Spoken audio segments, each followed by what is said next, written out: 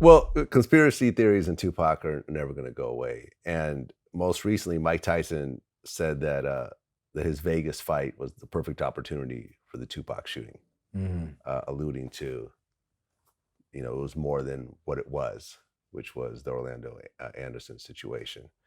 What was you guys' relationship with Mike Tyson? I mean, me personally, I didn't have a personal relationship with Mike Tyson. I had, I would meet him. I got to know Mike more post Pac's death through us running into each other. Like when we were about to sign the Cash Money, we were talking about doing something with Cash Money, and Mike was down there. Don't ask me why, but Mike Tyson was with Cash Money?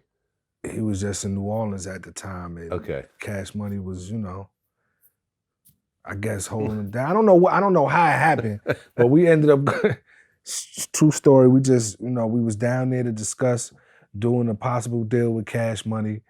They were shooting a video, one of their videos, and Mike Tyson was there when we got to the video shoot. And Mike Tyson is, bugging the fuck out when he sees us like, yo, I fucking love the Outlawz. My favorite song is Hit 'Em Up and Whoop, whoop, whoop. And you know what I mean? Mike got his shirt off and he just chilling like, regular dude. True story. Well, Mike and Tupac were pretty close, though. Mm-hmm. In fact, wasn't it Mike Tyson that told Tupac not to hang around with Haitian Jack and them? I've heard that before. I wasn't there when they had that conversation, but Yeah. I've heard, a couple of people who had tried to tell Pac about that. Yeah, and Tyson's about to get back in the ring with Holyfield. Man, he looked good. He does look good. For 50-something. I want to be in that type of shape at his age. Shit. Absolutely, He's 53? Yeah. Oh, yeah. That's fire. That's body goals right there. Absolutely, man. I'm happy for Mike, man. Mike looked good. Yeah, yeah. There was the story by Snoop where he said that when Tupac confronted Nas in New York, Nas had dudes with 100 guns, there was 100 guns, in the vicinity and so forth. Were you there during that? Nah, I didn't make that trip. I didn't make that trip, but I definitely heard something different, aside from that, you know what I mean?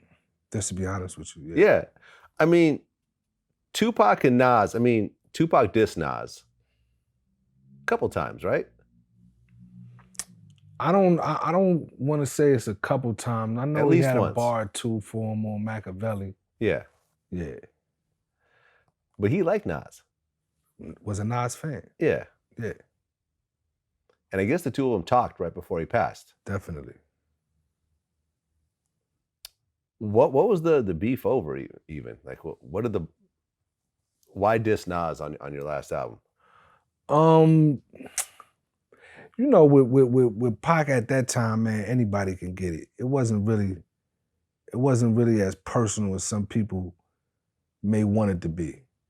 You know what I mean? He just, was on some art of war and coming out of jail and restaking his claim in hip hop, so to speak. And,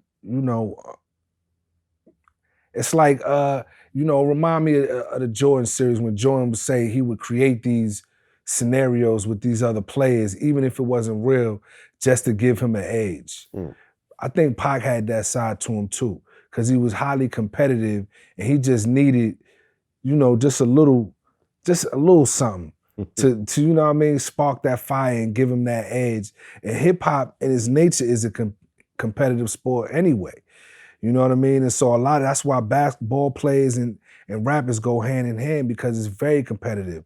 It's very high testosterone, who's the alpha male in the room, so on and so forth.